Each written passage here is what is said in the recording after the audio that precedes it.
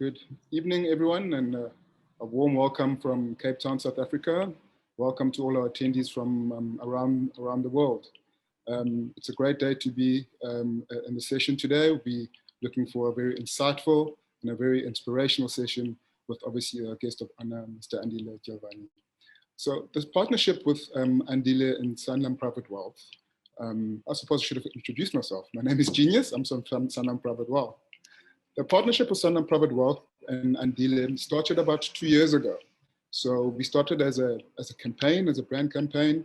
And one might ask, what are the synergies between Sunderland Private Wealth, a wealth investment company, and an artist? Well, it's the dedication, the skill, the technique, and how one applies this, and the inspiration ANDILE gets from his works. It's the same way we apply our investment management philosophy. So our clients, we look at them individually and we craft a wealth and customized solution for them to enable them to grow and preserve their wealth, not only for now and for generations to come. So when ANDILE came to us and says, how do we take this beyond just a partnership for a marketing communications campaign, but also to have something a bit more tangible that we leave behind that is long lasting? So we said a great idea that he came up with is, how about an auction where he donates some of his pieces and all the proceeds of which will go to his school, his alma mater, his primary school where he came from, which we'll speak more about in this webinar. So we are more than pleased to welcome our partners who came with us on this journey, on which to raise money for the auction, which we'll speak about later on, which is Southern Guild, Friedman Bender, and Strauss & Co. on this journey of listening to ANDILE, his inspiration, his story, his works, and then how you too can contribute not only in a piece of art that with a value to last for a very long time and increase in value, but also how your contribution to his former school will also aid the future minds of some of the youth in South Africa.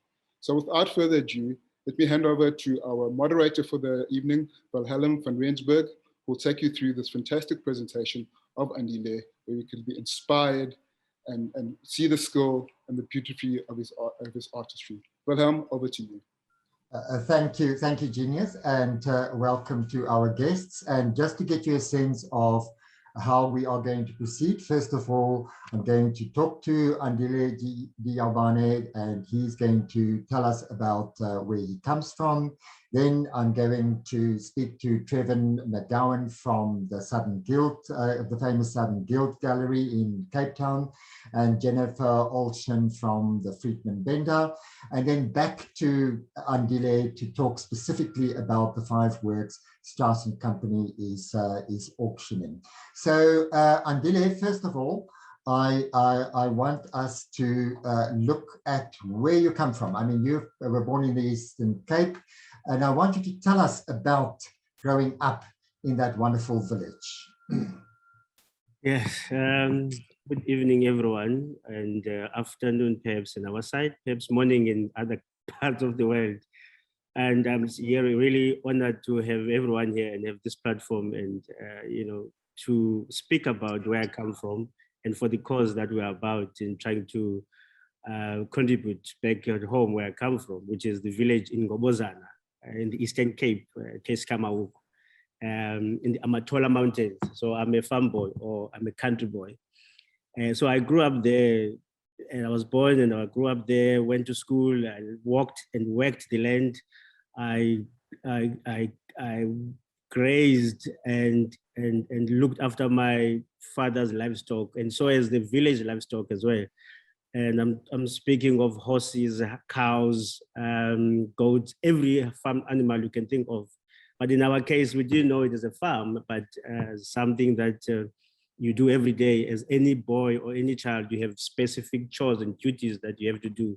And one of mine was to be able to milk the cow, lead them to the greener pastures, literally, and make sure they also do not graze in someone's mealie field as well. But in between times, we would obviously, play with clay where we gather it in the rivers and so on and so on. But this is a very small community, but beautiful and large at heart, because it carries so much strength in guiding and growing and raising its kids and its people in that sense. And that's the notion of when you are raised by not only your parents, but the whole village does raise you. And in so doing, they're hoping that and hoping that you will be contributing to this community when you're growing up. And I think that is why today that notion and that value that was instilled with me and many others, it still comes in today, because I have to look back as to where I come from to be able to know that I have not made all the strides and be where I am only by myself, only my parents, but where I come from. I mean, and that's the basis of where I come from. I hope that gives you an idea. Okay, so and I see many of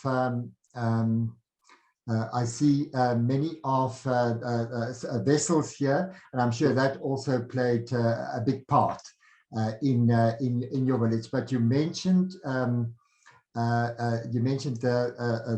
school, and I was wondering if you can talk a little bit about the school. Yes. So, I mean, the image that you're seeing here now, obviously, is much later. It's only yesterday, or I would even say so. So, my growing up in the school, one of the things that we used to do, half of the time when you go to school, you will be obviously learning all the subjects that are prescribed by the system and so on, which art was none of those, to be specific. And then at certain days, you would not go to school because you have to go and plow the land and go collect the cows in the mountains so they can be, checked and all that stuff. But this was the most beautiful time in my life as well, when I'm recording right now. And this is also because I had an amazing experience. But one of the things that was a bit difficult for me was not being able to express myself through drawing as a creative person, because not the art subject or any creative subjects were subscribed for the school at that point in time. But the only challenge now, having going back, I've always wanted to contribute and share with the teachers, and so are the kids, that I almost see myself in them, because you can see these kids are very expressive through any creativity that they can express themselves through music, through sound, through basically making and dance and so on and so on, but also the skill of plowing and knowing where the food comes from. That's another important thing, because all of those skills that I've learned at that time, few of them understand where that is, because all of us, we've been pushed to come to the cities. So for me, coming back every now and again, I come to my village, I see the need, because I've learned so much and I've made so many relationships. So the wealth of connections and relationship and understanding and knowledge and skill that I've learned, I would really like to bring it back to my community. School will be the first basis of what I would like to do, to share and inspire these young kids, to give them basic resources. If you're looking at this slide, for instance, here, these are all so-called textbook in that little corner there, and there's nothing else there. That's quite intense. Food itself, I mean, the picture you're seeing me there, this was my class, my last year class, which is a grade 6 or grade 7 in times, but it looks like horses and cows now live in there as well right now, because it's a derelict building. But they don't have a library, they do not have basically any basic education needs that one would, in the village or in the cities or any privileged schools. So, and there's even a feeding scheme that's happening there. At this stage, they only have a basic staple food, or pap, which is made out of corn. And that's not as healthy as one would be to be able to cope within that as well. But more so, a lot of them, they travel far distances from not this village, and there's very few of them in the school, because most of them, the parents will take them to far distance schools which are better than this one, which then put them in danger of losing the fund from the government because they don't have the numbers. And when they travel, more so, they would be basically, they get so tired that they don't even able to cope. And the cost of the transport, which is not, it's a van or a bike or a truck to take them from one point to another point, or if they're not walking. So I think having seen all of that and knowing, and I've been instilled all these values, I thought with the little that I have and with the help of everyone that I've worked with and I've connected with, I would like to raise some funds, at least to seed some hope to uplift these young ones and this community and the teachers within their resources, and whatever little contribution one can have, can add into this, will be so amazing. It'll be so helpful for these people, for these kids. So let's talk about you as a ceramic artist.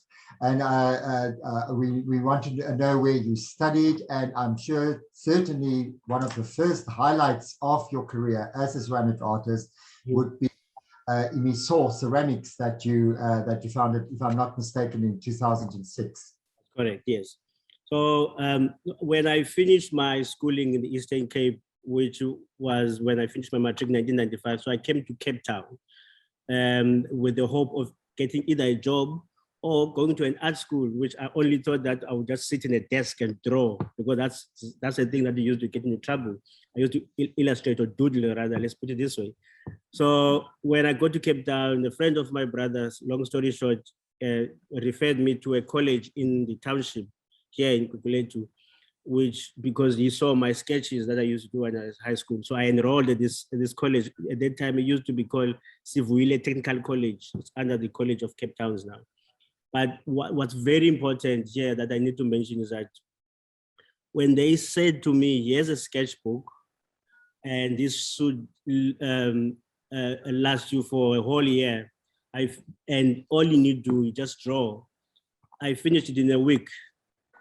And when they said you're gonna play with clay and you're gonna draw and you're gonna make this and that, and they take us to different galleries and museum, and I was like, are you for real? I'm gonna spend my good 3 years or 4 years here playing. And that's basically that. And I've never looked back since then. Graduating, and after that, and I got a scholarship to go to Port Elizabeth Technikon, which is Nelson Mandela University of Technology now, where I majored in ceramics and did amazing work there. And this was also very important, with the help of Charmaine Haynes and Mishek Masuku giving this scholarship, because I also couldn't afford to pay for my school fees as well. But they managed to source funds for myself and many others who were like me, who had didn't have funds. So this is almost like they planted this seed that is happening right now. Because when I then graduated, I felt like, you know what, this is very important for me to be able to, when I do grow up, at least making it in this way, I'll be able to plant that back into the community. Now, Imiso was born, this is now 2006, with Zizipo and a few others, but now it's me and Zizi. And the name Imiso that it came about is derived from the Xhosa word ngomso, meaning tomorrow. So the idea is for us to work today for the better tomorrow. This is us knowing where we're coming from, that we need to be able to plant the seeds today and harvest and nurture them. So for the next generation to be able to benefit from what we have reaped. And that's how we do. And what we do is these amazing, beautiful ceramic objects that speaks of who we are, where we're coming from, but very sophisticated in a way, but also the conventional pieces where we express and tell our own stories through these objects. And we are based here in Cape Town. Okay, and then 10 years later, you burst onto the gallery scene with 3 very important bodies of work, and much of your art can actually be related in some other way to them. I'm just quickly mentioning all 3 of them. Kamago, that was first exhibited at the Friedman Bender Gallery in New York in 2016. Idladla at Southern Guild here in Cape Town, 2017. And in Tongo, a very interesting history. You first exhibited that at your village, and then it moved on to Southern Guild and was exhibited this year at the Friedman Bender Gallery as well. And when I talk to the gallerists, I'm sure they will talk to us about their experiences of all of that. But I now want to talk to Trevin, because she represents Andile in South Africa. Trevin, tell us about Southern Guild. What is your gallery about, and how does Andile actually fit into your exhibition program? Hi, thanks for having me. Well, Andile fits in because he was there right from the very beginning. We first met each other in 2007 and worked together on various projects. But when we launched Southern Guild in 2008, and our first exhibition in 2009 was at the Johannesburg Art Fair, and Andile was one of the artists that we showed at that time. So right from the inception of the gallery, we've walked this road together, and it's been an amazing journey of maturing as business people, but also as human beings. And we've got a very close friendship and a real understanding of each other's practices, what we're trying to achieve. And I suppose,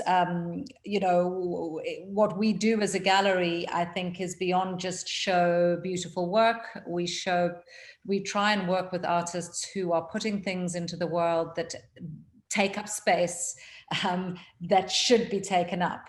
So rather than things that come through the world and are disposable, or that kind of are beautiful but really don't have deeper meaning, all of the work that Andile does is the same kind of remit that we have, which is to really plumb the depths of what an object should mean, what it means to its maker and what it means to its audience. So it has this layering of narrative, where it came from, what it's trying to communicate, and also what it's trying to preserve for future generations.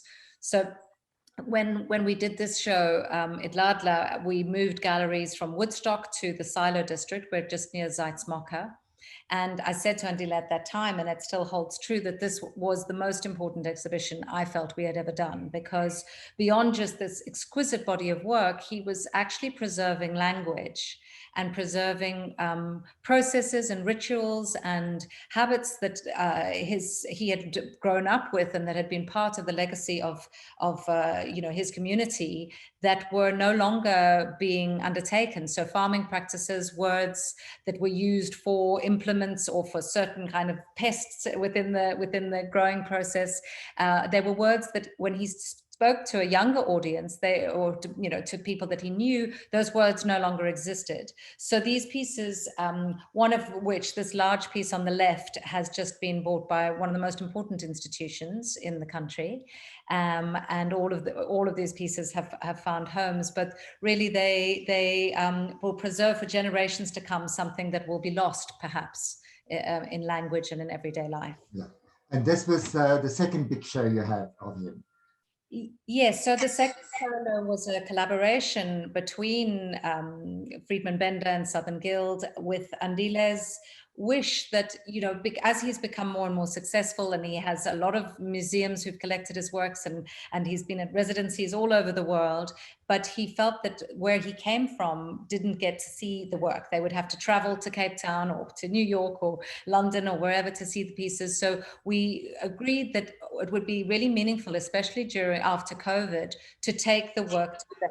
So 16 hours outside of Cape Town on a very kind of long journey, we took all of these works, which really are precious by anybody's standards in terms of the price point they have and their collectability. And we as a community placed these pieces in the kraal, which is an area of great kind of significance for the community.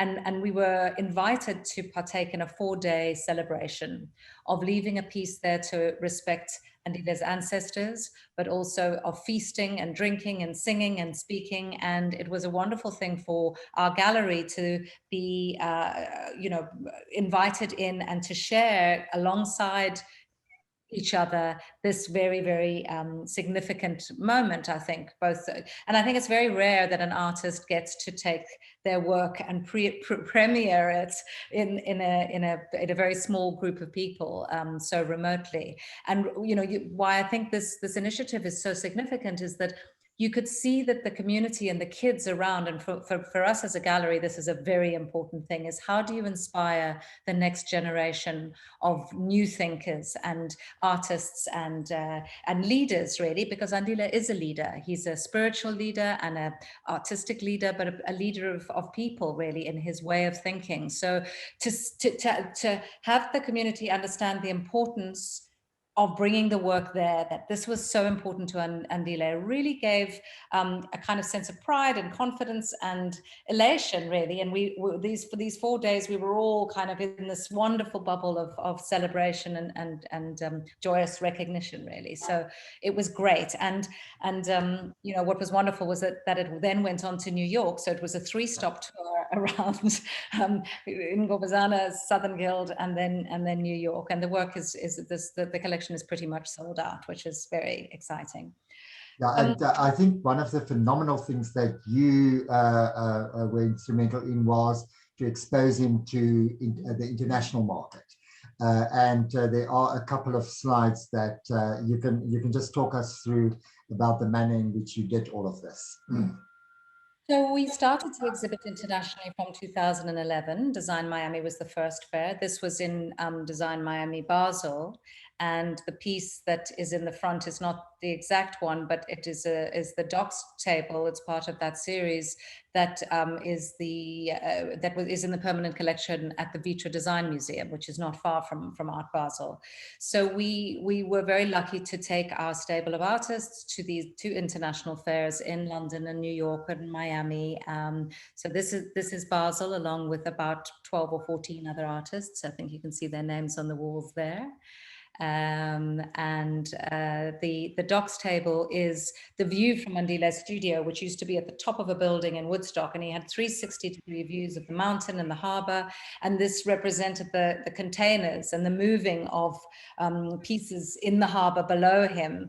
So it's quite a symbolic piece, really, because he's taken this image of the harbor to an international setting. The picture on the left is Salon in New York, and the other pictures on the right are of 2 years at Design Miami. It's been so awful to be away from the fairs for the last 2 years, and we leave tomorrow.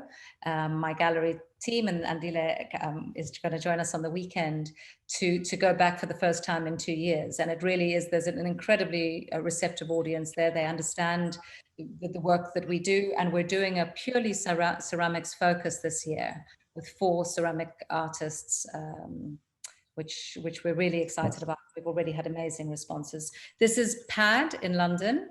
The piece on the right is from the time that Andile spent in Cornwall at a residency that was having its 100-year celebration, and Andile did a whole incredible, at Leach Pottery, did a whole incredible body of work, which we were able to then show around the world and be a part of. That is one thing that is extraordinary about Andile. I just need to say this, is that he has traveled the world. He's been to Taipei, to Europe, to Australia, to America, to all sorts of residencies where he not only learns himself, but where he imparts his knowledge and teaches other artists and other want-to-be artists about his practice and about his philosophy. And then also, as you mentioned, international museums. So this is a show at the moment at the Met. I'm not sure that you can get much better than the Met, really, in terms of reaching a place to show your work. And not only are they showing the work here, but they have acquired the pieces for their permanent collection. So there's been a couple of museum acquisitions this year, and there's been more inquiries. And I think that really is an acknowledgement of an artist's practice when museums start to say this work needs to be preserved for the future. This is this also the Met? No, this is in IOTA. This is also very recent. The Met show is still on. This has just come down in Australia at the IOTA Triennial. And this was a beautiful collaboration between Andile and Zizi Poposwa, who's his studio partner, but also artists from Australia who created the setting, and a soundscape artist in Kusanati. And so it was a coming together of a lot of different voices to celebrate kind of the Andile and Zizi's spirit animals, the animal that embodies them or that they identify with. Okay, thank you. And then we're going to flip through some of the wonderful, wonderful works that you're going to show at Miami on the 1st of December, if I'm not mistaken. Yes, so these pieces will all be premiering for the first time, and the show opens on Tuesday next week. It runs for 6 days, and as I say, there's already enormous interest in the pieces that we're showing, and it's an exciting body of work. Some of these are studies for larger bodies. So they're from Andile's trip into the Tankwa Karoo, that were inspired by birds' nests and growth and vegetation, and they're all part of something that will be, I think, the next collection. And that is really how Andile works, is that he has like periods of kind of stillness, and then he does a big body of work that comes out of a reflective period. So that's how we've kind of talked about the shows that we've looked at previously, Atlatla, Kamabu, Tonga. So this is the next body. Thank you very much. Now I'm going to talk to Jennifer, if you don't mind. Tell us about your gallery, the Friedman Bender Gallery, your exhibition program, and how you see Andile fitting in there. Hi, everyone. Very happy to be here with the group. I think this is the first time that we've all kind of come together publicly to just tell the story of Andile, his evolution, where he's been, where he's going, and the context and greater implications of the work as we see it. Because as Trevin mentioned, we do see him as a leader. There are a lot of, I always say that you can tell a good artist by who's looking at them, or how many students come to them, or who's copying them, and the other way that you can always tell a great artist is that you walk by their work and you know it's them. And I think that that's indisputable with Andile. You walk by his work and you know it's him. And throughout all his evolutions, I can look back to something he did 10 years ago. I can look at something he did today, and completely innovative, completely different, but Andile comes into your brain. So I just, that's for me one of the highest accolades I could give an artist.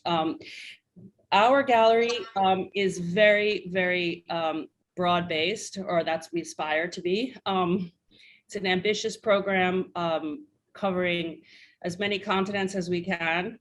I think we're still outstanding one, and it's really about trying to create this portrait of design in our times. And of course, no one can cover everything, and no one can do it, perfectly right. There's always voices that get left out, but especially in the last year or two, we've really trying to dig deeper into different types of schools, different types of environments to find those voices that we haven't heard yet. And my journey with Andile started when Trevin brought me to his place in Cape Town, and where Imiso was, and just introduced me to him quite casually in a small space, and with lots of many ceramics surrounding us, all small scale. And he opened his notebook, and maybe you can, yeah, there it is. And the notebooks blew me away.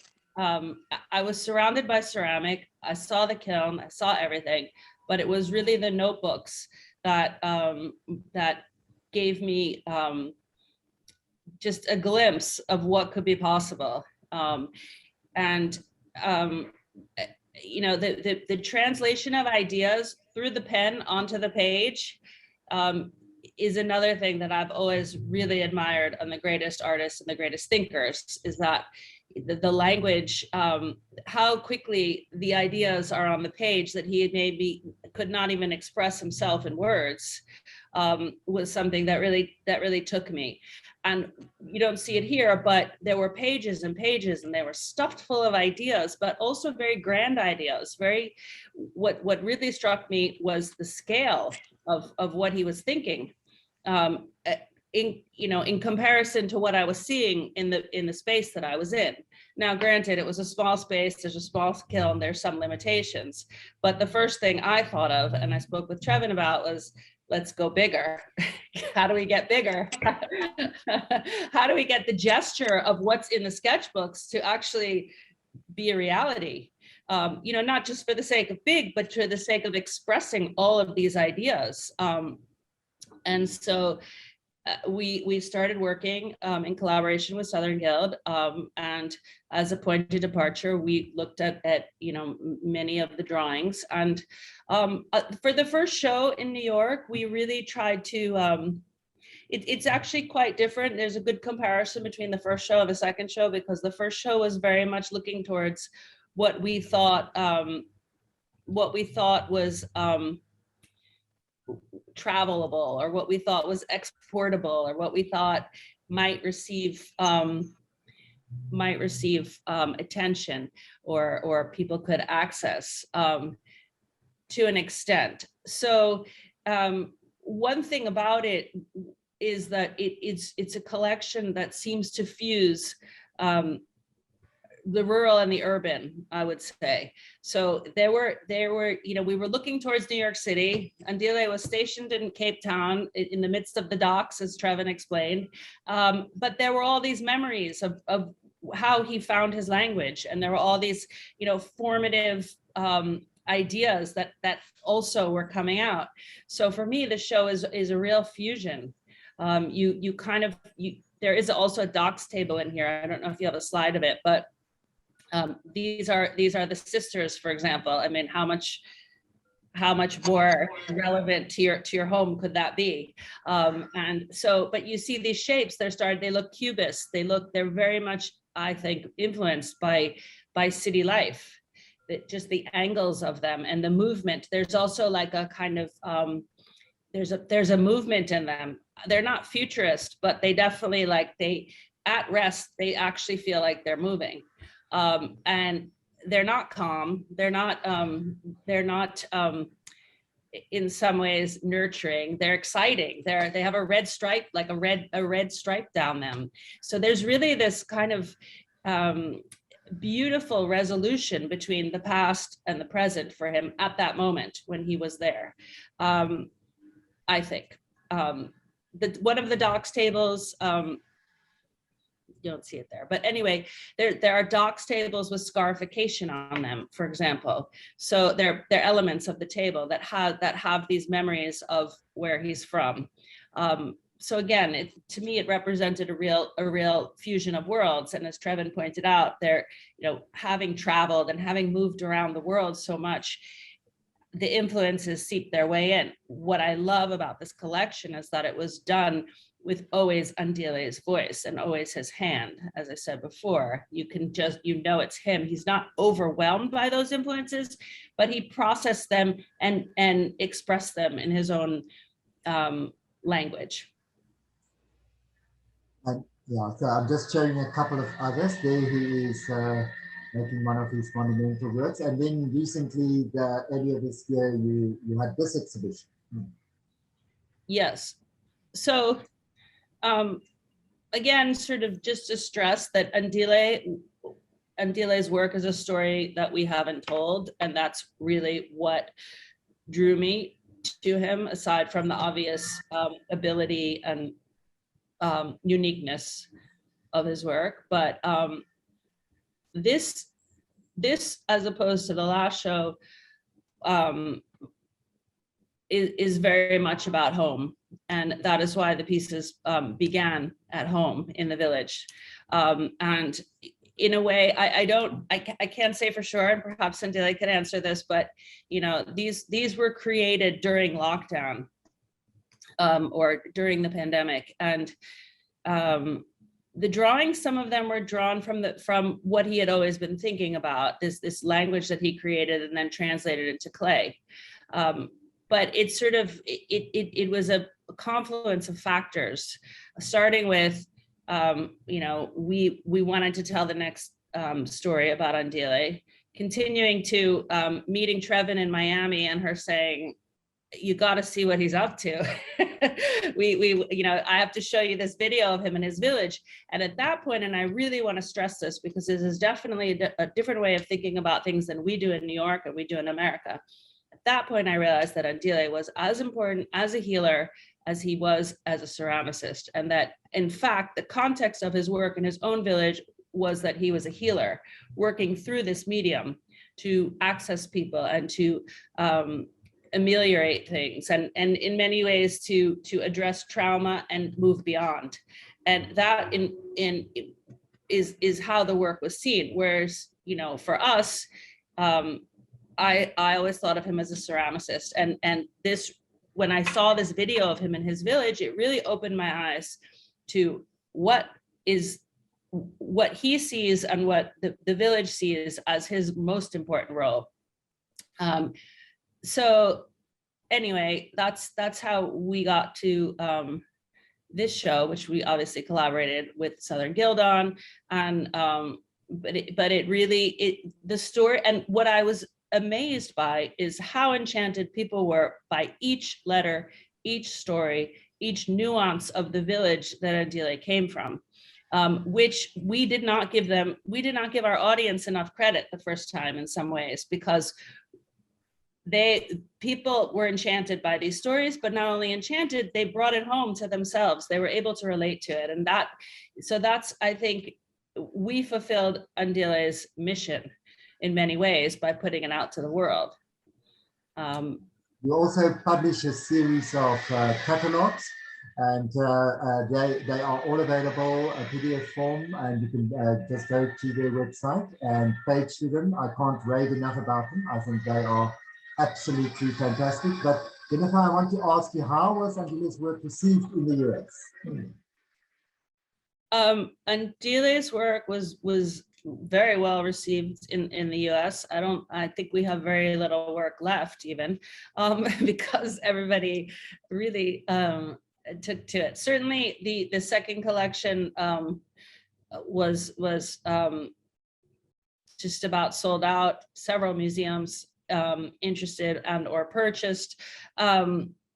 But what's interesting is that it's always cumulative. I mean, I can speak to the market or speak to the gallery side of things, is that there are collectors that have the instinct. They see it, they know it's good, they want it. They know, they understand themselves, they understand it, intuitive. There are others that need to see it a few times before they actually grasp the level of it or the significance of it. And I think that all of this has become a bit cumulative, you know, and before, I think that a lot of people sort of saw it and said, what's that guy's name again? Or who, I think I saw it at Southern Guild, or I saw it here, I saw it there. So everything kind of, this kind of all got brought together, and it created, people began seeking us out for it. At the beginning, they liked it, but they became attached over time. I think you were also instrumental in making this video. I think you can still access it on the YouTube. Just type in Designing Dialogue, number 80. And quite recently, good news. Yes, this was in the Denver Museum. Denver is very forward-looking. The curator already knew that he liked it immediately. He was the first person to call me. You know, one of those people that see things intuitively, you know, absolutely never changed. By the way, looked at the whole collection many times, and never changed which one he wanted. So that's there, it can be seen. I mean, you know, your views on, you know, ceramics in contemporary art, you know, just as a final question to you. This is the cover of the famous Finding publication. Okay. I mean, for me, we've gone a few thousand years to come back to what was intuitive to society, which is that clay is a tool to make art and to you know, address people, and to be loaded with commentary and loaded with narrative. I mean, look back in the ancient world, clay was more important than painting. So I think we've come a long way. I mean, it's been step by step by step. If you look, for example, and I'll just give this one example, is that because from my perspective in New York and sort of how people see things, is that in New York, when abstract expressionism happened in the you know 50s and then into the early 60s, you couldn't really be a clay abstract expressionist. You had to paint.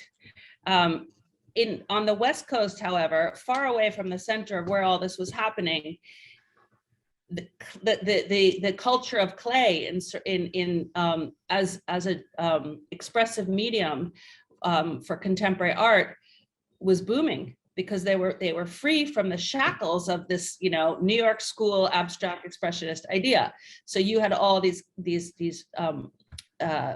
clay people kind of just booming, and that has become the roots of what I think is the integration of clay into contemporary art in America. You know, we all look back to what was happening in California at that time.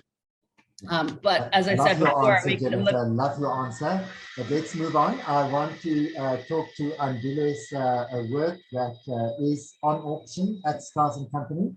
Andile, before we start looking at the individual works, I just want to ask you a hypothetical question. I'm showing you on the left the cover of the catalogue of an exhibition at the Museum of Arts and Design in New York. It was done in 2010 and it was called the Global Africa Project, but they chose to include the works of Nesta Nala that you see at the top there, Clive Sitole on the right, and Ian Garrett. And somehow I get the sense that you didn't quite align yourself with this trajectory, but you were on a completely different one. How would you answer? Well, it's, I guess, for a while, you know, Africa has been only depicted as, you know, these kind of traditional ways of doing hasn't been seen in history. Like if you're in Africa, you will see giraffes and elephants and things like that. And so as the ceramics as well. These amazing, amazing, beautiful works, traditionally you will find in the villages, but also interpretation of the traditional ways of making. And I've gone through that process when I was studying as well. But for me, having been exposed to the world and other ways of expressing myself as an illustrator or a sculptor or any other way, so I've chosen to use what is available, being in the city as well, you know, to be access of the basic raw materials and different finishes that one can use to finish the work. So yes, my work is definitely different, but I am using the basic technique of coiling in hand building, which is traditionally would be used by the traditional potters as well. So this is one of the lots, Purify. And on this slide, it looks quite small, but there are a couple of different views. But when you put you yourself next to it, you can see it's actually quite gigantic. So tell us about this. This is a piece I've created. There were 3 of them for an exhibition organized by Southern Guild called Communion, and which was very important for me as well. I think at this point in time, this is where one can see in looking in retrospect as to everything that I've learned, and as I'm maturing as a person, as an artist, as an individual as well, I am really going back home. And what that means is that having understood what my purpose in life is, or what this gift of working with clay is for, what I'm supposed to be using it for. So in these particular pieces, there's the first one was called Embo, if I'm correct, which basically means that I have to look back, so that the middle one, which is what in the lot now, it speaks of purify, for me to be able to receive all the messages and process all what I've learned. So to prepare today for the next generation, meaning tomorrow, I needed to make sure that the work that I do today, when I say work, it's everything that I do, that I speak of has an intention, my expression. So for the next generation to benefit from what I'm doing. And that's what that piece was about. It's about to purify one's energy and spirit in order for you to receive and move forward, and so you can do good for the next generation as well. So here's the next one, in Donga. And again, I am showing you different angles. It is a 3-dimensional object. So I want to give you a sense of what it looks like in the round. And looking at this work, I again draw from the press release. And this is, I found this very evocative. It says, Andile's Indongo collection is an energetic body of ceramic works seeking to transport you through the echoing passages of a moving, breathing, rhythmic earth. In his home village, Mombasa, Andile began to recognize the elation induced from singing to the earth. And that just blew me away. You know, clay at his fingertips, he dances with swift, pulsating intention, then creating these impressed footprints of motion in his Cape Town studio. It's almost as if you conjure the work out of, you invoke the work, you conjure it out of that. I find that incredibly evocative. And then I want to sort of like juxtapose that with, the converse, if you like. And this is a paragraph I got from Edmund de Waal, The White Road, his most recent publication, where he describes pulling up the jar, and for him it is as if the jar itself is exhaling, talking to him, which I find quite incredible. Yeah. So this is quite amazing, because that particular piece, this is one of the transitional pieces in the collections as well, because I was busy with the one piece of the forms, but it happens that a memory got triggered of my childhood, which is when I was playing in the rivers and sliding down into the slopes, collecting the clay. So this leads me to my childhood memories when I was playing with clay in Ndonga, which is the river banks. So what took me there, it was the sensation, the sounds, the smell of the earth, of the river itself, but also touching clay and hearing these sounds as I'm seeing these fossilized objects and insects into this clay. And the minute I touch on them, it, for me, spiritually, but also physically, I would start having goosebumps, because it felt like I'm connecting with my ancestors. Now, all of us, we have these ancestors because there were other beings before we were, other organisms before there were anything that we are today. So being able to connect that and having our fingers with the receptors, that's what we do, and that's what clay does. And then with that, electric, it charges one, it makes one feel, takes them back. In my case, because I am this channel, I've surrendered to the clay, I'm able to channel the energy into this object that is triggered by this, by this medium itself. So that's what Ndonga is about, and so is the clay as I'm working with itself all the time. You are muted.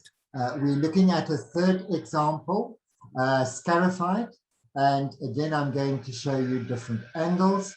This draws on sort of like a very poignant tradition among African people, different forms of scarification, if you like. These are examples of 19th century people, and these ones are labeled by the internet of the last scarified people. Quite evocative. And then I couldn't resist including this example, because it's as if you scar yourself. Look at what you painted on your forehead, on your cheeks, and on your arms. So I really like this image, and the manner in which you transferred those scars, if you like, onto the vessels.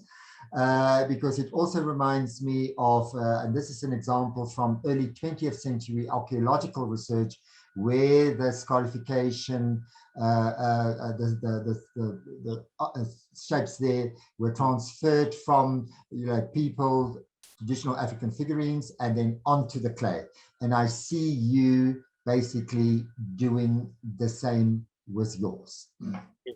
So this is one of, I consider also this collection, is scarified collection in our studio at Timiso, as a classic collection, as you were.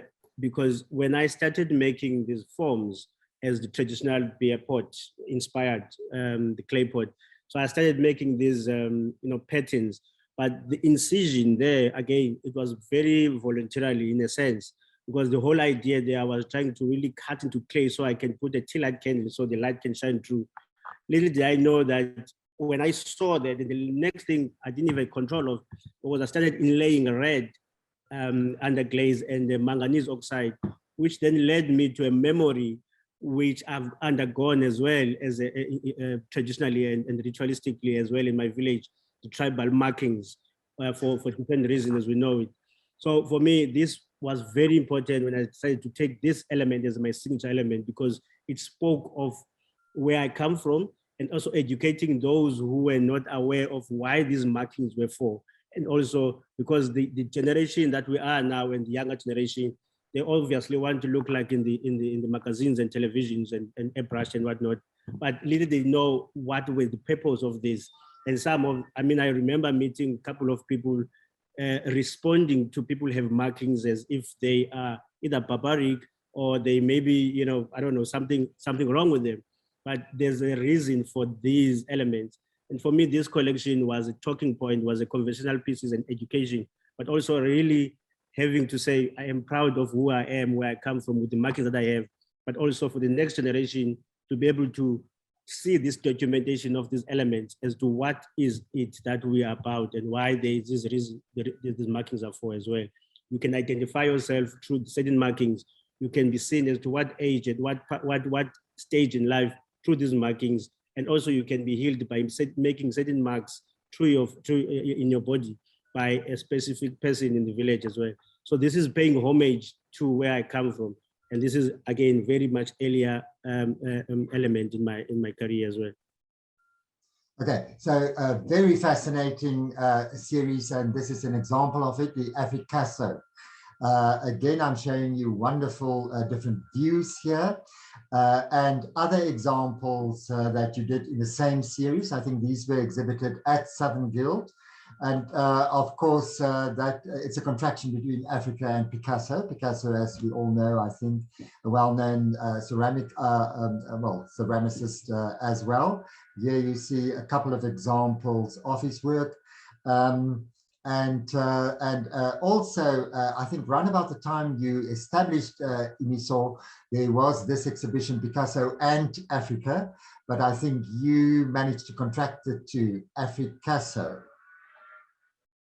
Yes, so this collection is very interesting because when I was studying still at the Nelson Mandela University of Technology, one of our exercise we were tasked was to look in history as well, studying history of art, and draw from one particular artist, be it a painting or a philosophy of that artist, and then from there create a bowl, a dish, if you may, to be able to translate whatever that elements out of that artist. So funny enough, I've chosen Picasso in the Cubism period. And so fast forward 2 years later, then when the Picasso in Africa happened, and then I was approached to be able to create bodies of work that can be exhibited alongside the originals of Picasso.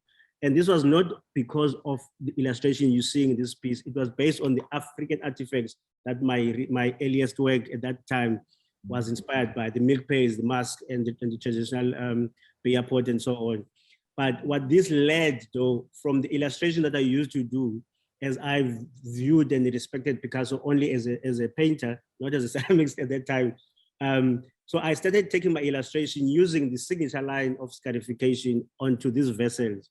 And that's where this collection started, because now I was able to move and dance with the pieces themselves, but also expressing, like my stories, chatting stories, for instance, or things that I'm seeing every day, or things that I would like to express through my work. Now, what was beautiful about this, you're seeing this beautiful crafted object of ceramics, but if you were to cut it and flatten it or turn it around, you've got this beautiful painting, which is beautiful detail and markings and effect as well. So that is what Africasso was about, and it's still going and it evolves over time. So the last piece is this one, the Views, also a series, and here you were looking from here you were looking out of your window and looking at what happens on the harbor. Here are just more views of the same work, and it's almost as you were looking like at this scene. Yeah. So this is a very interesting collection as well, which I'm still fascinated by, just the scene being here. So I think someone mentioned to me or called me or quoted me and said, Andile is a chameleon artist. This was based on the fact that whenever I'm in certain environment, I take in the environment, because I was taught in that sense to observe, smell, and really immerse myself into the space in whichever way. And 5 years spent in Woodstock, in the industrial space in the 4th floor, I was observing and seeing how this area was changing, but also how the activities were happening in my view. In this case was a dockyard, seeing the cranes and the moving of cranes up and down and the container ship and whatnot.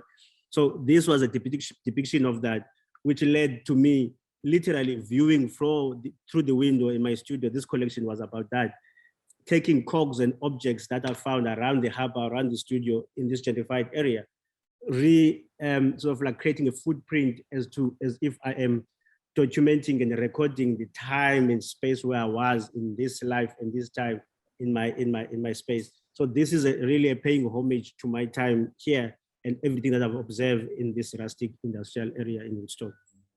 Yeah, and I'm really fascinated by what we see here, because in this exhibition, you know, this is from 2015 at the Vitra Design Museum in Germany. It was an exhibition curated by the late Okwue Inwezor, Making Africa, a Continent of Contemporary Design. And he included this particular work. It's also called Views. It's those tables, if I may call it that, those container views. So it's two, as you say, you know, you're a chameleon, looking at what is on offer here and looking at these views. Yeah, this was, again, I mean, having spent that much time here, and then at this time, we were really, between Southern Gilton and I, we were like talking really about scaling up the work and exploring what it is, because I was like really ready to grow and make these large scale pieces or intricate pieces as well. So this was really inspired by Tetris, so many other things. But also when you're looking at the cranes and the view where I was, when they're putting the containers at night and in the day, so this felt like that. So for me, it's really the view from the studio is not only coming in a vessel itself, but in objects that are moving and also illustrating and depicting the lifestyle that has happened within this space and continues to do so as well. Okay. Yeah, thank you very much. That was most fascinating. We're basically out of time, but if you do want to buy, if you do want to bid, there is our website, Strauss Art, and to navigate, you just go to auctions, view the auction, browse the lots, register to bid, view favorites. This is a useful function, because if you're just interested in a couple of works, you can indicate them as your favorites, and as the online auction progresses, you can then check whether other bits have been put there and so on. And then there's also a video that has recently been completed of you in the Cape Town office. It's a 7-minute video, and it is really excellent to check out.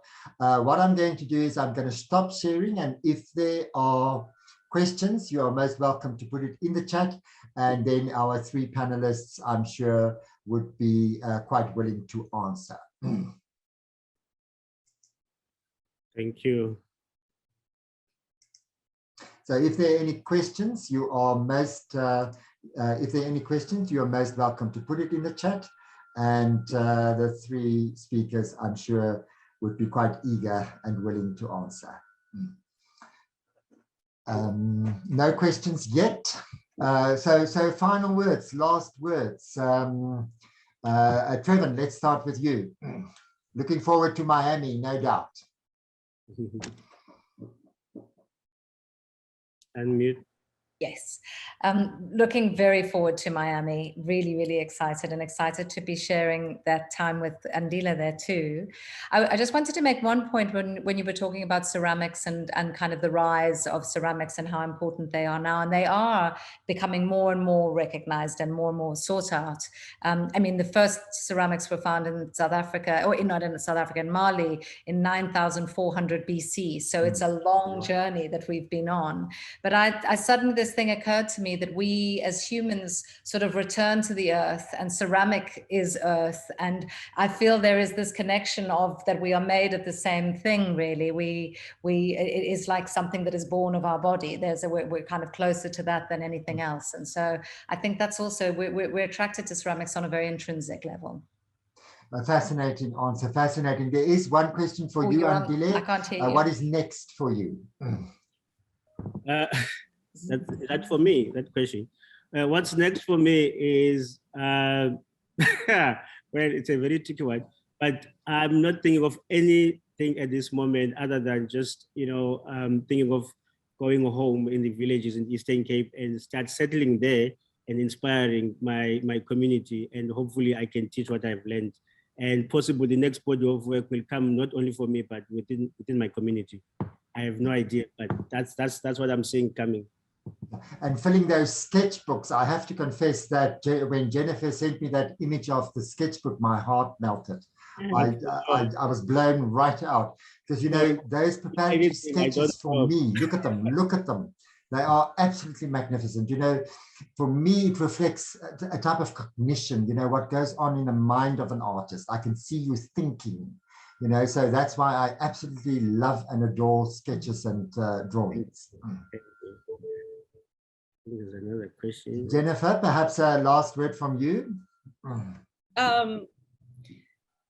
I'm with the person who asked what's next for Andile, because I do feel like he has, you know, poured his heart out over the last few bodies of work. And in some way, I'm just going to make a prediction, but it may or may not pan out. I think in some way he has told the story of his community as it was, and now I want to see like where it's going, and it's a kind of responsibility to tell your story, and I feel like maybe on some level he feels like he's done that, and now let's see, you know, how that story pushes forward now that we've like kind of dotted the I's and crossed the T's on some Okay, things. Genius, I'm going to give you the last word here.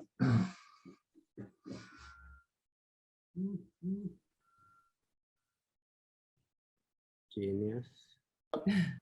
Here I am. Just okay. Thank you.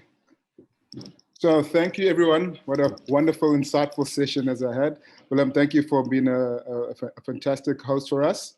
Thank you to all the panelists, Chevin, Andile, Jennifer. You guys have been absolutely amazing. I hope everyone was inspired by the session. We're looking forward to a very successful auction, and it's going to a good cause. And as I said, you have a piece of art that will last you a lifetime and for the generations to come. So please go to the Strauss & Co website, do bid, and we'll tell you the outcome next week. So thank you, everyone, and good night. Thank you. Kamagu, people. Yes, that's an expression of gratitude to all who took part in this journey as well. So I'm grateful, and I'm looking forward to the outcomes. Because thank you. Good night. Good night. Bye.